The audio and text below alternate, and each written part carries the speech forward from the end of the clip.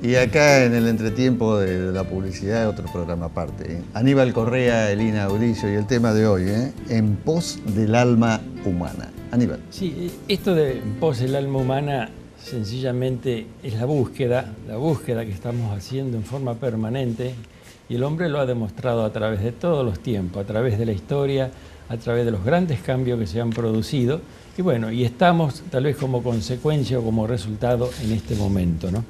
Pero queremos reflexionar desde nuestras posibilidades, desde nuestro programa Los Valores del Hombre, porque estamos trabajando sobre las inquietudes humanas, sobre la condición humana, que cada vez necesita siempre encender una luz nueva para que todo aquello que se produzca sea para beneficio propio, porque estamos buscando la paz, Elina, estamos buscando nuestra tranquilidad, y creo que necesitamos conocer el camino, conocer las herramientas que nos permite a nosotros llevar adelante una idea, porque siempre hemos tenido una idea, un concepto que lo hemos llevado adelante, que nos preocupa en el camino cómo lo vamos a hacer, cómo lo estamos haciendo, y bueno, esa es parte de nuestra propuesta.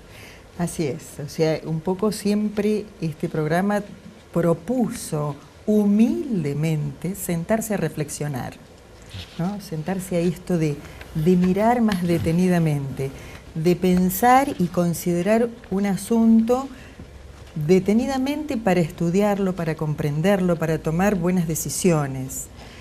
Y si consideramos la etimología de reflexión, la palabra reflexión, que viene del latín reflexioni, tiene un prefijo re, que es volver atrás, y flexi, la palabra, que significa doblar o torcer, pero sería como también una manera de remirar algo que yo ya conozco, volver atrás con algo. Claro, ahí está.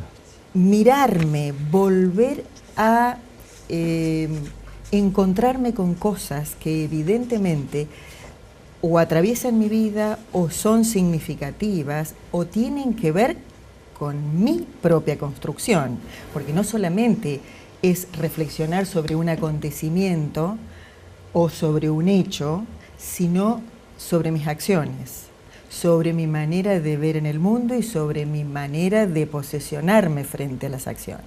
Claro, quiere decir que hay dos aspectos entonces que tenemos que revisar. Uno es esa mirada hacia atrás sobre el camino andado, por así decir, Sí, y por supuesto sí. lo que nos queda, ¿no?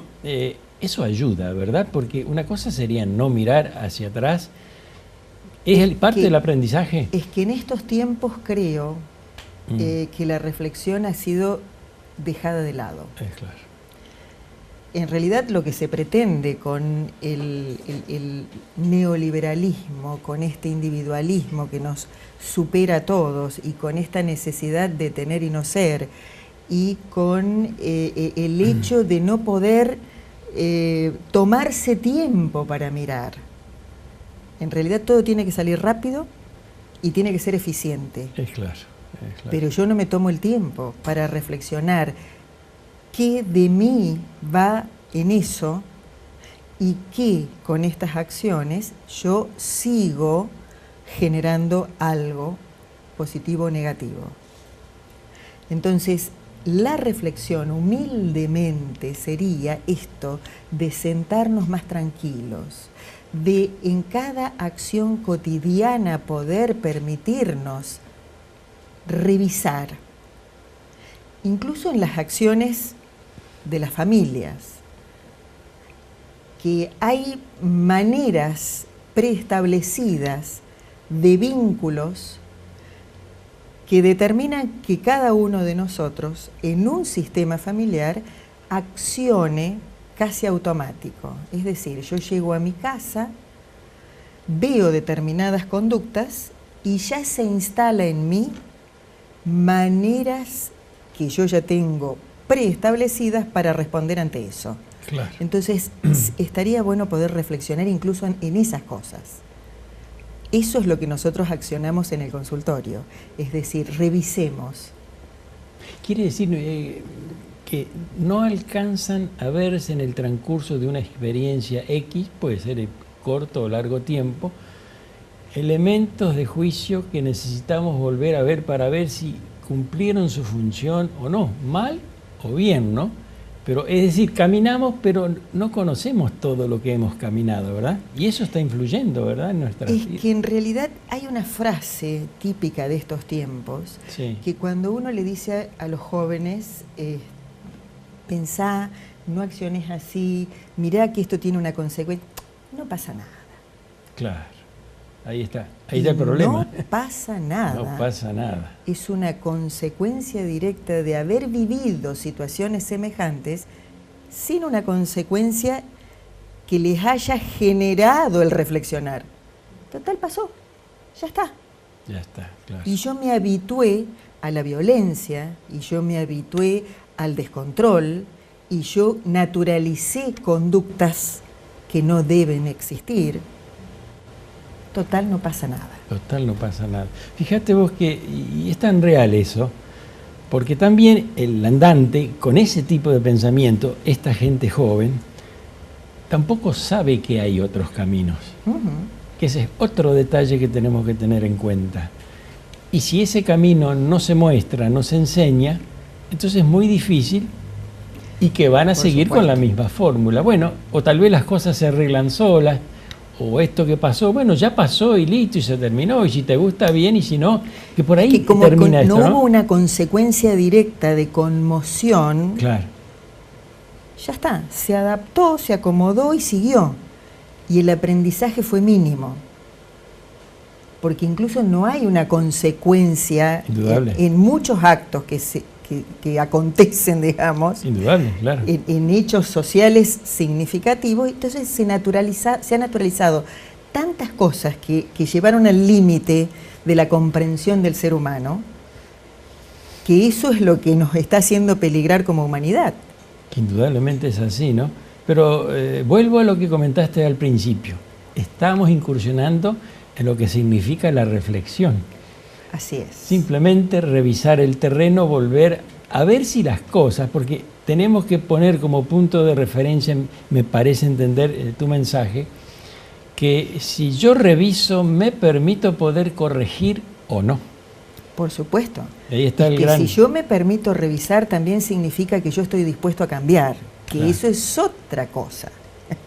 También dispuesto a cambiar. Dispuesto a cambiar quiere decir que si yo me equivoqué en otra instancia, debo reconocer también esa equivocación y asumir las consecuencias de esa equivocación y empezar otro nuevo camino. Está bien. Lo cual implica una revisión que no es fácil para estos tiempos. Lo que acontece básicamente en la estructura social de estos tiempos y del individuo es: si esto es así, acontece esto, yo naturalizo, en realidad yo paso por arriba, llego a este objetivo y ya está. Y ya está, claro. Y no vuelvo a mirar lo que quedó en el camino. Pero es cierto también que eso, cualquiera sea, incluso si es una buena posición o se adopta algo bien, el resultado también va a tener un determinado color, una determinada consistencia, un determinado contenido.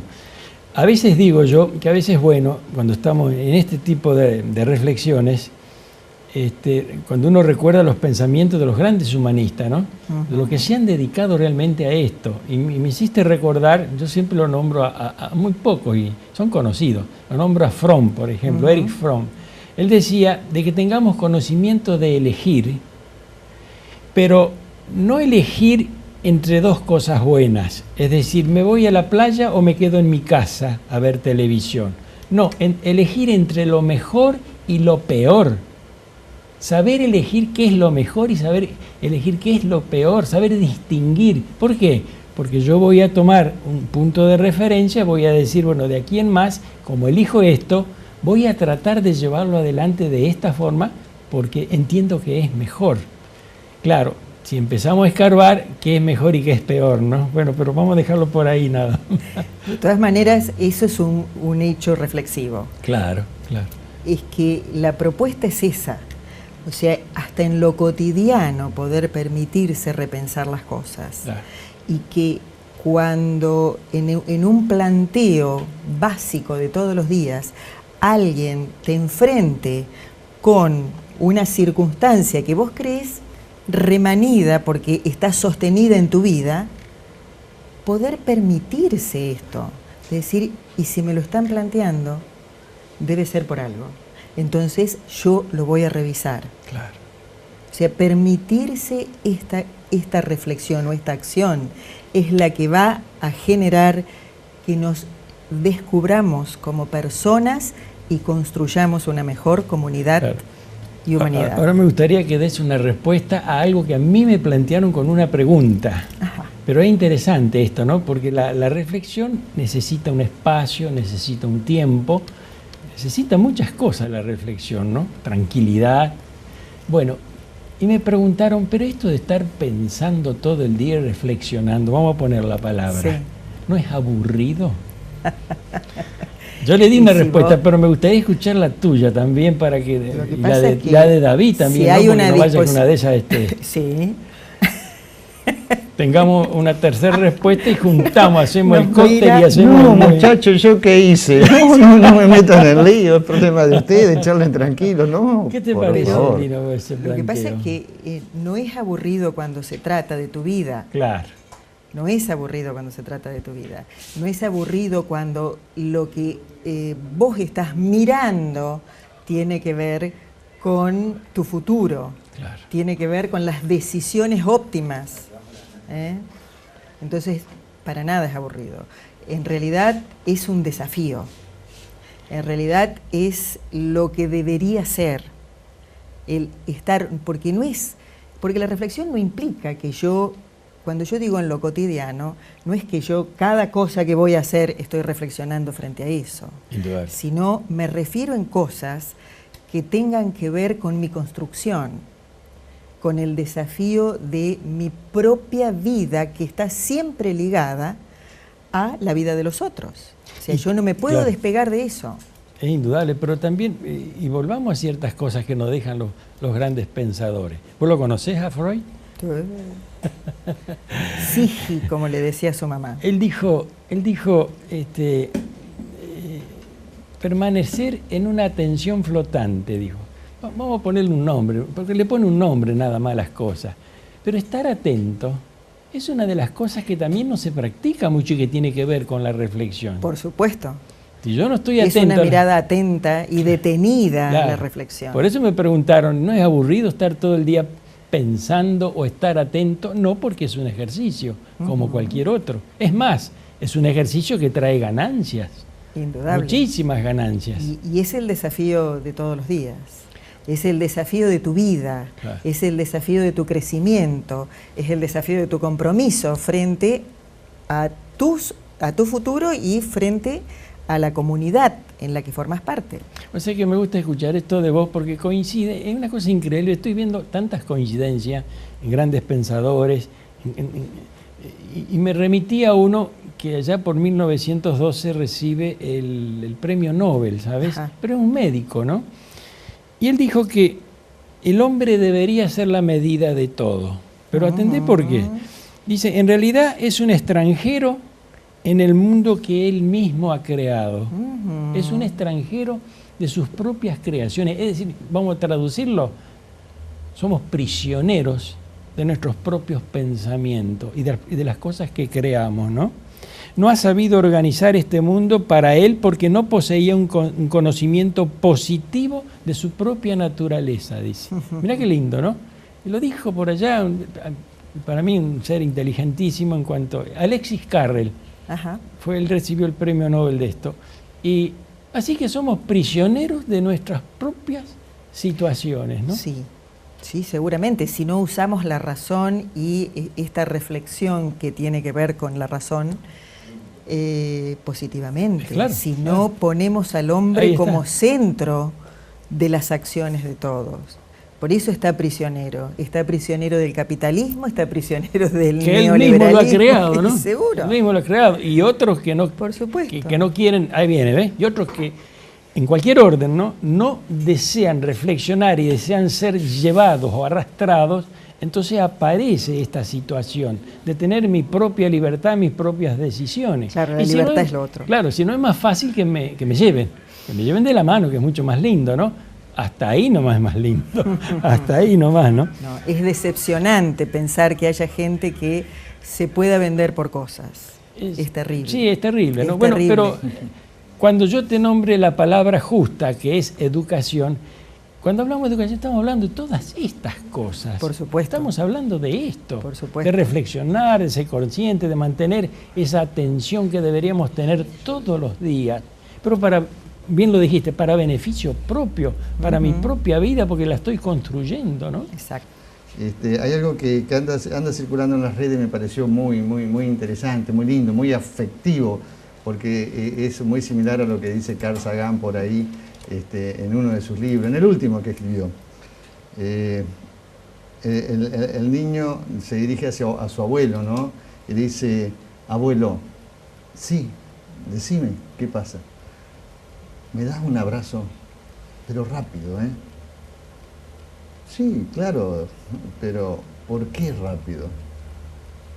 Porque mi mamá ya me va a despertar. Nuestro recuerdo para todos aquellos que han estado, que nos han acompañado y que nos gustaría poder volver a abrazar. Carl Sagan decía: qué lindo si nos diesen 10 minutos por año para estar con aquellos seres que ya no están y que quisimos tanto, para poder hablar con nuestros padres, con nuestros hermanos, con esos hijos que por ahí también se han perdido.